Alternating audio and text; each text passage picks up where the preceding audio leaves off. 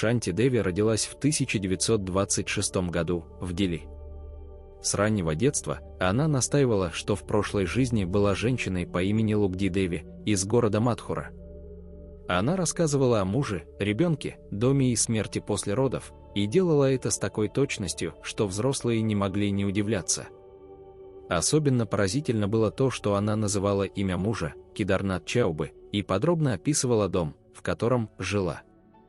Позже выяснилось, что Лугди Деви действительно существовала и умерла за год до рождения Шанти, оставив мужа и сына. Когда семья решила проверить ее слова, они поехали в Мадхуру и встретились с Кидарнатом. Шанти сразу его узнала, безошибочно назвала скрытые детали их быта, показала, где он хранил деньги, и узнала других членов семьи. История дошла до Махатмы Ганди, который поручил провести расследование. Встречи с семьей Лугди только укрепили веру в то, что Шанти действительно могла помнить свою прошлую жизнь. Эта история и сегодня остается одним из самых загадочных случаев возможной реинкарнации, поражая своей достоверностью и масштабом. История Имада Элавара – это невероятный случай, который привлек внимание многих людей и ученых. В маленькой деревне Карнайль, где в 1958 году родился мальчик по имени Имад, уже в возрасте 5 лет он начал говорить о своей прошлой жизни. Он утверждал, что в ней был человеком по имени Джамиль, который жил в соседней деревне. Шокирующе, но маленький Имад знал такие подробности, которые не мог бы придумать даже взрослый. Он описывал дом, местных жителей, а также события, которые позже подтвердились историческими записями. И вот что еще более удивительно, в его рассказах были такие детали, которые могли знать только те, кто был знаком с теми людьми и тем временем. Доктор Ян Стивенсон, знаменитый исследователь, изучал этот случай и был поражен точностью воспоминаний Имада. Он провел множество интервью, проверяя все подробности, о которых рассказывал мальчик. Оказалось, что действительно был человек по имени Джамиль, который жил в той деревне, и многие события, о которых говорил Имад, совпадали с реальными фактами. Шанс на совпадение был крайне мал, и это заставляет задуматься о возможности реинкарнации. В памяти маленького мальчика была удивительная точность, которая подтверждала, что, возможно, он действительно вспомнил свою прошлую жизнь. Этот случай стал одним из самых интересных в истории исследований реинкарнации и оставил в головах многих людей массу вопросов о природе жизни и смерти. Швеция, начало 1950-х. В обычной семье рождается девочка по имени Барбара Карлен. С 2,5 лет она уверенно утверждает, что ее зовут иначе, и живет не впервые. С раннего возраста у Барбары проявляются странные страхи, паника при виде мужчин в военной форме, клаустрофобия, ночные кошмары. Врачи говорят о посттравматическом синдроме, но у нее не было травм, и она растет в мирной, благополучной Швеции. С детства она пишет стихи и философские тексты, глубоко, будто с прожитым опытом боли и утраты. Ее стиль взрослый и зрелый, что поражает окружающих. В 10 лет, во время поездки в Амстердам, Барбара неожиданно находит дом, в котором раньше никогда не была. Это оказывается убежище Анны Франк, без опознавательных знаков, еще не ставшее музеем. Девочка точно описывает планировку, указывает, где что находилось, и знает детали, недоступные широкой публике 1950-х годов. Все это впоследствии подтверждают историки. Журналисты заинтересовались, но Барбара избегала внимания и лишь спустя десятилетия решилась опубликовать мемуары. В них она описывает чувство двойной жизни, с которым живет с детства. Факты проверены, информации о доме Франк она знать не могла. Врачи фиксируют у нее признаки эмоциональной травмы без явных причин и отсутствие психических расстройств. Случай Барбары Карлен остается одним из самых документированных в теме воспоминаний прошлых жизней. Ученые до сих пор не могут объяснить ее феномен. Одни говорят о неизвестных когнитивных механизмах, другие – о коллективной памяти. Ее история остается открытым вопросом. Шотландия. Начало 2000-х. В обычной семье в Глазго растет мальчик Кэмерон Макаули. С 3 лет он уверенно заявляет, что жил на далеком острове Барра, внешние гибриды. Описывает дом, пляж, ландшафт, низколетящие самолеты и даже имена прошлой семьи. Это не придуманное им воображение, а настойчивые воспоминания. Со временем родители показывают Кэмерона детскому психологу, а затем привлекают съемочную группу BBC. В 5 лет они впервые везут его на Бару. Ни он, ни его мать там раньше не бывали. Однако мальчик сразу находит Белый дом на побережье и точно указывает расположение комнаты, где жил. Дом действительно принадлежал семье Робертсон, в которой была черно-белая собака, а над крышей дважды в день пролетали самолеты, все, что он описывал заранее. Более того, один из родственников, по его рассказам, носил имя, совпадающее с реальным обитателем этого дома, хотя прямых доказательств его личности из прошлого нет, ни фотографий, ни архивных записей. Число точных совпадений исследователи считают впечатляющим. Случай Макаули вошел в число ключевых исследований феномена прошлых жизней у детей, стал темой документального фильма на Channel 5 и обсуждается в научно-популярной литературе, в том числе в работах профессора Джима Такера, Университет Вирджинии. Научного объяснения явлению нет, выдвигаются гипотезы о непроизвольном переносе информации, криптомнезии или неведомых механизмах памяти, выходящих за рамки современной неврологии. Кейс Кэмерона Макаули остается одним из самых убедительных благодаря стабильности деталей, документальной проверке фактов и возрасту ребенка, исключающему сознательное моделирование.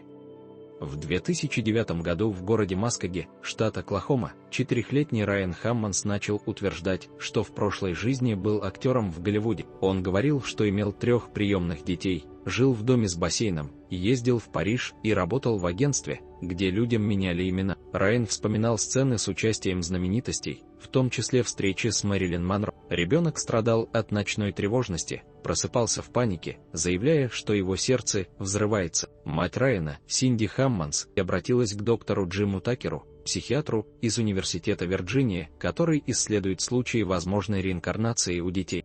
Однажды, рассматривая кадр из фильма «Ночь за ночью», снятого в 1932 году, Райан указал на одного из актеров и сказал, что это он. Позднее было установлено, что на фотографии изображен Марти Мартин, второстепенный актер 30-х годов, впоследствии ставший голливудским агентом. Информация о нем практически отсутствовала в открытых источниках. Команда Такера подтвердила 55 деталей, названных Райаном. Райан опознал здание, где жил Мартин, и точно описал его внутреннюю планировку, совпадающую с архивными чертежами. История Райана была подробно задокументирована и остается одной из самых проработанных в архивах Университета Вирджиния. Несмотря на подтверждение множества конкретных данных, научного объяснения феномену до сих пор не существует. С возрастом воспоминания исчезли, но случай Райана остается предметом научного интереса и обсуждения. Лондон, начало 20 века. 3-летняя Дороти Иди падает с лестницы, спустя время приходит в сознание и начинает вести себя иначе. Девочка отказывается возвращаться домой, утверждает, что ее забрали не туда, и проявляет сильную эмоциональную реакцию при виде египетских артефактов в Британском музее. С раннего возраста у нее формируется убеждение. В прошлом она была жрицей Бентрешет в храме фараона Сети I в Абидосе. Она говорит, что была посвященной, общалась с духом Сети и служила в его святилище. Эти утверждения воспринимаются как фантазии, однако ее глубокие знания в области египтологии, текстов, ритуалов, архитектуры вызывают недоумение у специалистов. Формального образования у Дороти не было. Повзрослев, она выходит замуж за египтянина, переезжает в Каир и рожает сына, которого называет Сети. С этого момента она известна как Сети, мать Сети. После развода остается в Египте, начинает работать в департаменте древности. Ее способности – точное чтение иероглифов, знание религиозных практик, ориентация в архитектурных структурах – подтверждаются в полевых исследованиях. Один из наиболее впечатляющих случаев связан с храмом Сети I в Абидосе. Сети указала местоположение потерянных фресок и скрытых помещений, о которых не было данных в открытых источниках. Позже эти сведения подтвердились в результате раскопок. Несмотря на нетрадиционные методы, она сотрудничает с ведущими археологами в Саккаре, Гизе и Абидосе, участвует в каталогизации артефактов и восстановлении храмов. Источник ее знаний остается необъясненным. До конца жизни она настаивала на том, что она ничего не выучила, она все это вспоминала. После смерти ее похоронили рядом с храмом Сети I. Ее случай остается уникальным, сочетанием аномальной памяти, археологической точности и культурной идентичности, не получившими научного объяснения. С юных лет Дженни Кокелл, жившая в Великобритании, испытывала стойкое ощущение, что в прошлом была другой женщиной, матерью, жившей в Ирландии в 30-е годы XX века. Эти воспоминания сопровождались образами деревни, детей и чувством утраты. Со временем образы становились все более отчетливыми. Женщина по имени Мэри Саттон, умершая от осложнений после родов, оставила нескольких детей, о которых глубоко переживала. Позднее Дженни нашла взрослых детей, Мэри Саттон, и вступила с ними в контакт. При встрече она описывала семейные обстоятельства, планировку дома и детали, известные только ближайшим родственникам. Один из сыновей Мэри признал в ней мать и подтвердил множество совпадений. История Дженни привлекла внимание общественности и прессы. Ее случай отличался от типичных детских рассказов о прошлых жизнях. Взрослая женщина самостоятельно провела сопоставление снов, ощущений и реальных биографических данных. Исследователи, изучавшие этот случай, не нашли рационального объяснения происхождению информации, которой она располагала. Дженни не имела связи с ирландской семьей, не пользовалась архивами, а ее сведения были подтверждены независимой проверкой. В начале 90-х годов XX века в Шри-Ланке родилась Пурнима Эканаяки. Уже в 3-летнем возрасте девочка начала рассказывать о жизни взрослого мужчины по имени Суминда, который жил в соседней деревне и погиб в результате несчастного случая. На его грудную клетку упал груз угля. Она называла имена его родственников, описывала дом, рабочее место, ритуалы и маршруты, которые никак не могла знать. Ее семья никогда не бывала в этих местах. Эти рассказы заинтересовали профессора Ирлиндура Харальдсона, исландского психолога, изучавшего случаи детей, утверждающих, что помнят прошлую жизнь. Он прибыл в Шри-Ланку и начал подробное полевое исследование. Ученый фиксировал высказывания Пурнимы и сверял их с реальными фактами из жизни человека, которого она описывала. Выяснилось, что Суминда действительно существовал, работал на угольной фабрике и погиб именно так, как говорила девочка. Совпали и другие подробности: география, семейные обстоятельства, описание родственников. Особое внимание Харальдсон обратил на врожденную отметину Пурнимы, втяжение в области грудины, напоминавшие след от сильной травмы, совпадающий с характером описанной ею смерти. Всего профессор задокументировал более 2 десятков совпадений между рассказами Пурнимы и биографией умершего мужчины. Случай Пурнимы остается одним из наиболее тщательно изученных примеров предполагаемой реинкарнации в научной литературе. Он не доказывает переселение душ, но ставит под вопрос границы материалистической модели сознания и остается предметом внимания в трансперсональной психологии. В возрасте 2 лет Джеймс Лейнингер, мальчик из США, начал испытывать ночные кошмары. Он кричал, что его самолет загорелся, и он не может выбраться. Родители заметили его глубокий интерес к авиации времен Второй мировой войны. Джеймс называл модели самолетов, такие как Каурсар, знал технические детали, хотя не имел доступа к специализированной информации. Однажды он сообщил, что вылетал с корабля под названием «Натома» и погиб, когда его сбили японцы. Он также упомянул друга по имени Джек Ларсон. Родители начали проверку. Они выяснили, что USS Натома Бэй действительно участвовал в боях у Ивадзимы. На борту служил пилот по имени Джеймс Хьюстон-младший, погибший в 1945 году. Ларсон был его сослуживцем и подтвердил, что Хьюстон погиб так, как описывал ребенок.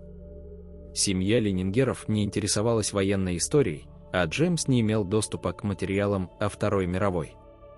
Тем не менее, он демонстрировал поведение, типичное для военного пилота, фобии, жесты, позы рук, знание авиационных терминов.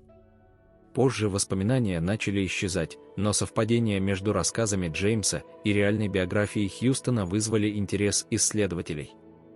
Этот случай был задокументирован и часто рассматривается как один из наиболее известных примеров возможной реинкарнации. Природа происходящего остается необъясненной. В возрасте 3 лет девочка из Южной Индии по имени Сузанна Ганапатхи стала описывать события и людей, не связанных с ее настоящей семьей. Она утверждала, что жила в другой деревне, где у нее был другой дом, родственники и иное имя. Ее рассказы были точными, последовательными и включали имена, местоположение жилища и детали повседневной жизни, о которых она не могла знать в своей среде. Родители, удивленные настойчивостью ребенка, согласились отвезти ее в указанную деревню.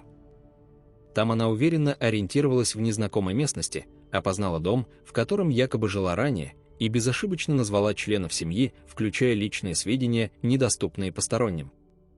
Реакция бывших родственников была сдержанной, но после ряда проверок они признали множество совпадений. Случаем заинтересовался доктор Иэн Стивенсон, занимавшийся исследованием воспоминаний о прошлых жизнях. Он провел систематическую проверку утверждений Сюзанны. Из 49 конкретных заявлений, касающихся ее прошлой жизни, 43 подтвердились документально и через свидетелей. Среди них были детали, известные только ближайшему окружению умершей женщины, с которой девочка себя отождествляла. Отдельное внимание вызвала фобия воды, проявлявшаяся у Сюзанны с раннего возраста. Ее объяснение заключалось в том, что прежняя личность утонула. В подтверждении выяснилось, что женщина, которую она вспоминала, действительно погибла при несчастном случае на воде. Этот случай стал одним из примеров, на основе которых Стивенсон выдвинул гипотезу о возможности переноса фрагментов памяти между жизнями. Однако его выводы не нашли однозначного признания в академическом сообществе. Природа явления осталась неустановленной, ни ложное воспоминание, ни культурное внушение, ни рациональное объяснение не смогли удовлетворительно охарактеризовать все аспекты поведения и знаний девочки. Когда 4-летний Парнав Шарма начал рассказывать о событиях из своей прошлой жизни, его родители не придавали этим словам особого значения. Мальчик утверждал, что жил в Мадхуре, был владельцем магазина и был застрелен. Он называл имя своей прошлой личности и точно описывал место, где располагались магазин и дом, в которых он когда-то жил. Мальчик также указал, как именно он был убит, утверждая, что его застрелили при попытке ограбления. Родители были шокированы и решили проверить эти утверждения.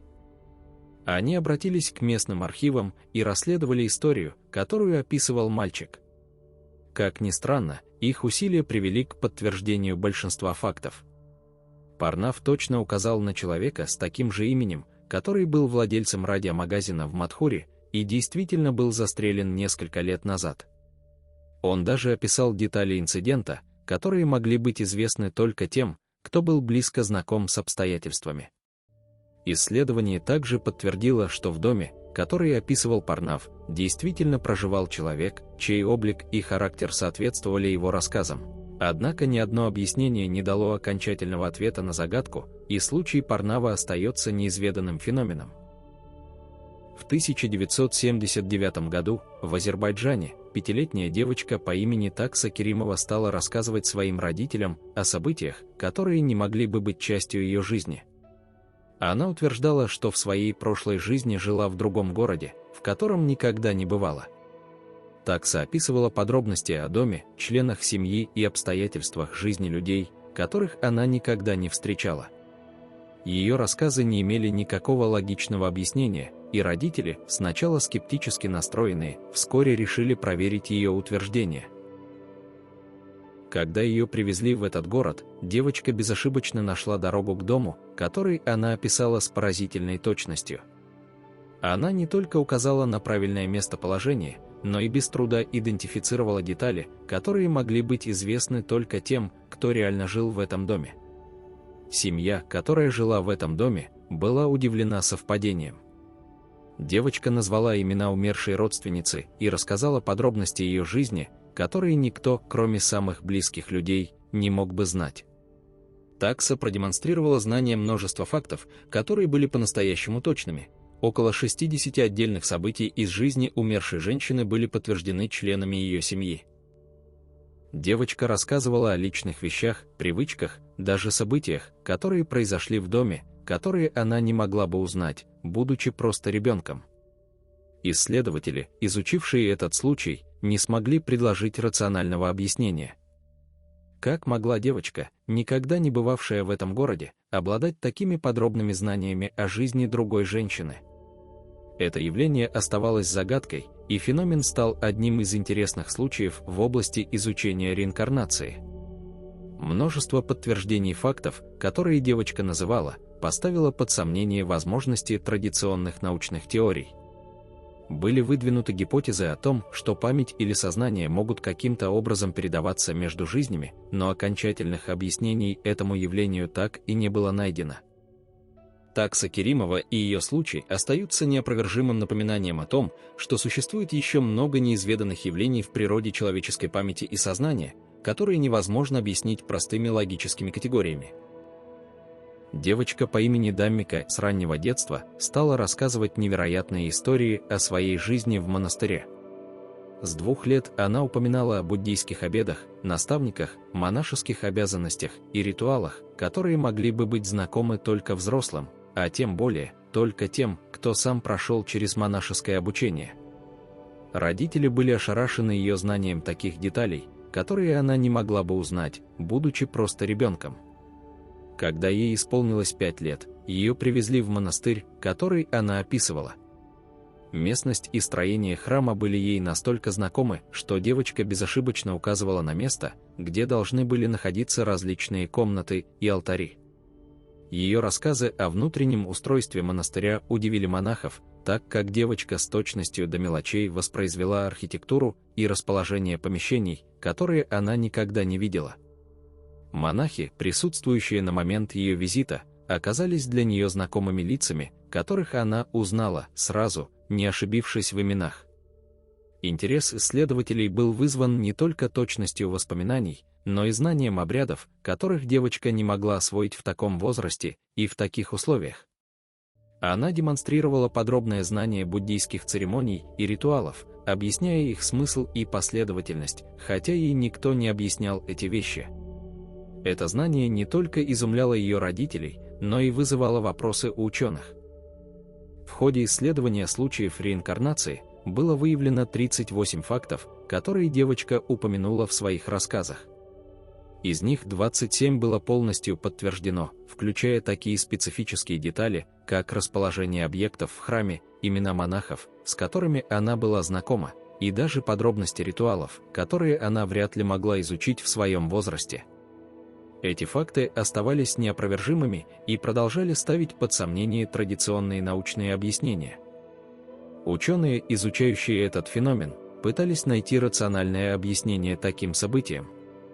Но, несмотря на все усилия, существующие теории так и не смогли объяснить, как ребенок мог обладать такими глубокими знаниями о монастырской жизни, которой он, по всей видимости, не пережил.